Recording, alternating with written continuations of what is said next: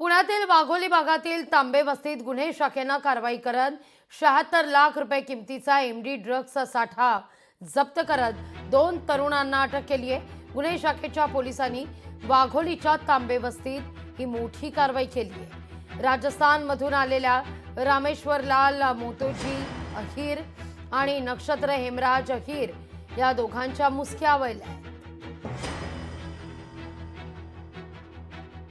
या कारवाईमध्ये राजस्थानमधून मेफेड्रॉन हा ड्रग मोठ्या प्रमाणात 351 ग्रामच्या आसपास एकूण हे वजन आहे याचं आणि त्याची किंमत 70 लाखापेक्षा जास्त किंमत आहे।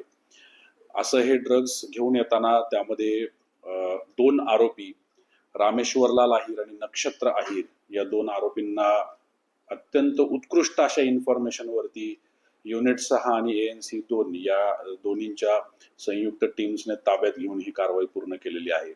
या दोघांना अटक करून याची जी पुढील तपासाची प्रक्रिया आहे ती प्रक्रिया चालू आहे।